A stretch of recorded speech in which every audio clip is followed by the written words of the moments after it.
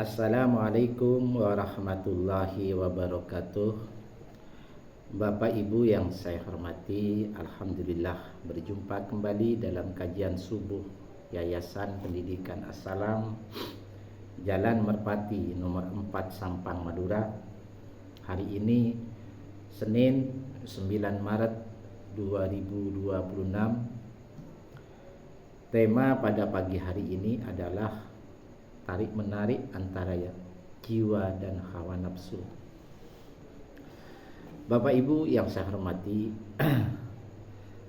pada dasarnya jiwa itu sebelum masuk ke dalam jasad kita itu sudah menyatakan syahadat. Jiwa itu bertauhid kepada Allah.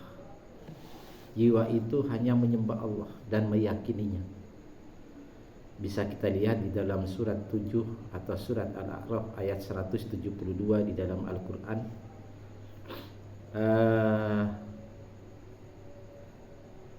Ketika jiwa itu masuk ke dalam tubuh manusia, ke dalam jasad manusia, maka banyak faktor yang mempengaruhi daripada kerja jiwa. Salah satunya adalah hawa nafsu. Jadi hawa nafsu itu sebenarnya emosional yang sangat kuat dari dalam diri manusia yang dapat mengarahkan kepada kebaikan dan pada keburukan. Tergantung bagaimana kita atau jiwa kita itu mempengaruhi atau mengendalikan hawa nafsu itu sendiri. Nah, secara kodrat memang manusia itu diberikan hawa nafsu dalam rangka mengimbangi keberadaan jasad dalam tubuh manusia. Hawa nafsu itu mencakup misalkan keinginan seksual, keinginan untuk tentang pengetahuan, keinginan untuk berkuasa atau kekuasaan, keinginan terhadap harta, keinginan terhadap hal-hal yang sifatnya duniawi. Jadi ini sebenarnya cuman di situ hawa nafsu tidak ada pengerimnya, tidak ada pengerimnya. Nah ini yang sangat berbahaya kalau hawa nafsu itu tidak dikendalikan oleh jiwa kita yang ada dalam kolbu kiri. Nah, sementara jiwa itu adalah tempatnya di dalam kolbu kiri, dan jiwa ini adalah suatu instrumen yang menyebabkan kita itu bisa berkomunikasi dengan Allah. Kita bisa curhat kepada Allah, contohnya lewat sholat atau kita bangun malam, sholat, berzikir, memohon kepada Allah sehingga kita menjadi tenang kehidupan kita. Nah itu kerja jiwa. Nah, sementara kerja hawa nafsu itu sifatnya hanya masalah keinginan yang kadang-kadang tidak terkontrol apabila tidak dikendalikan oleh jiwa kita. Satu contoh, misalkan kita lapar, kita haus Nah, ketika lapar kita makan, ketika haus kita minum Nah, permasalahannya Bapak Ibu apakah makanan yang kita makan itu adalah halal atau dari barang haram? Nah, kalau dari barang halal berarti kerja jiwa mengendalikan hawa nafsu itu berhasil. Nah, kalau makanan yang kita makan dari barang haram, misalkan menipu, mencuri, atau korupsi, atau mengambil hak orang lain secara paksa, nah itu berarti hawa nafsu berhasil mengendalikan jiwanya.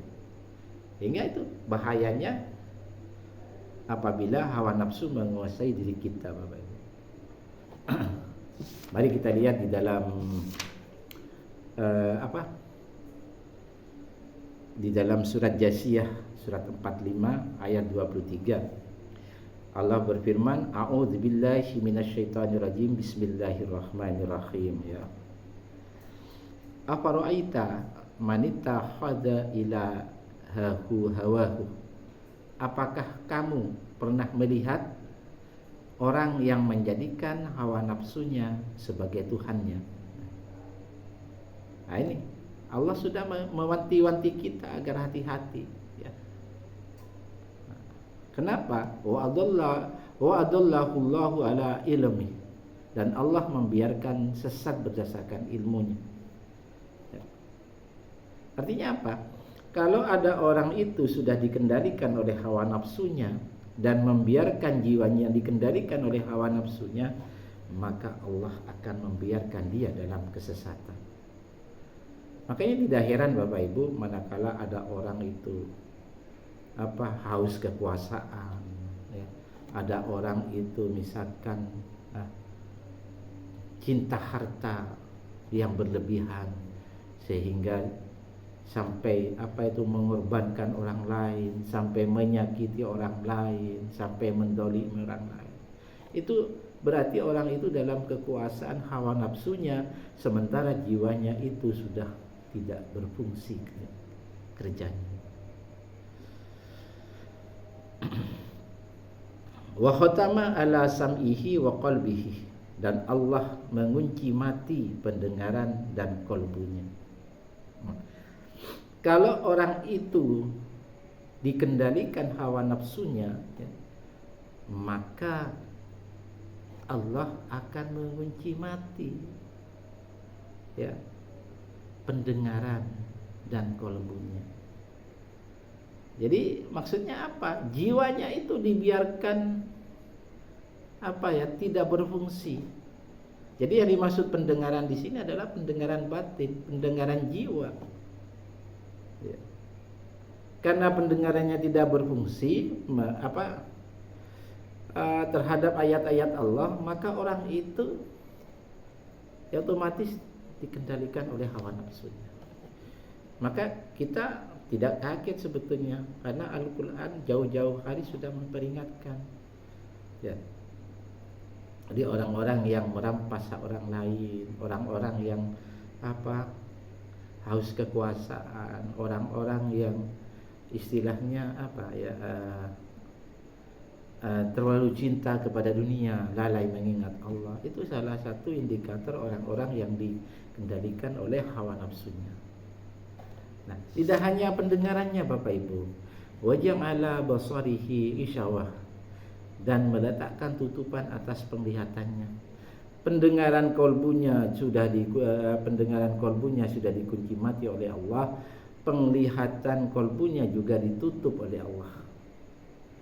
Makanya kita dah heran Bapak, kalau sudah hawa nafsu itu menguasai jiwa kita, maka orang itu tidak bisa diberikan nasihat.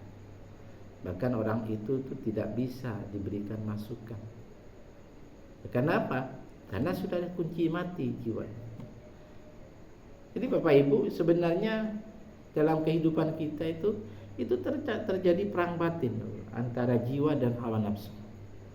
Orang-orang yang banyak mengingat Allah, orang-orang yang banyak berzikir kepada Allah, urusan sehari-harinya ridho Allah, semata-mata karena Allah, itu akan memenangkan pertarungan itu.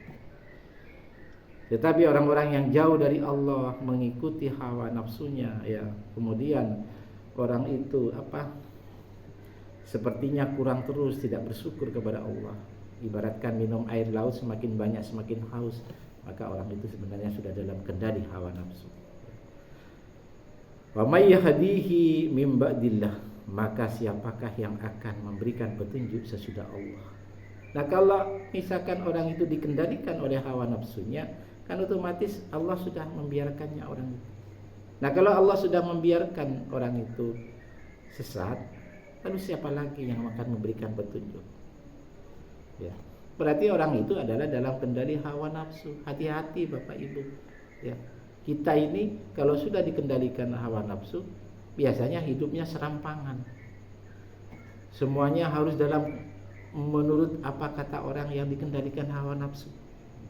Dan biasanya cinta kepada dunia, kepada kekuasaan itu sangat-sangat luar biasa. Jadi akalnya sudah tidak berfungsi. Kalau diberikan nasihat, dia pasti melawan, memusuhi orang-orang yang memberikan nasihat. Afala tadhakkarun, maka mengapa kalian tidak mengambil pelajaran? Tetapi karena sudah tertutup oleh Allah, orang-orang seperti ini tidak mungkin mengambil hikmah di balik peristiwa. Jadi ini Bapak Ibu. Maka kesimpulan kepada pagi hari ini adalah bahwa jiwa dan kolbu kita itu setiap harinya terjadi pertarungan yang maha dahsyat. Ya. Orang-orang yang jiwanya berfungsi maksimal, ya, bekerja dengan maksimal, itu adalah orang-orang yang menjaga istiqomah ibadahnya kepada Allah.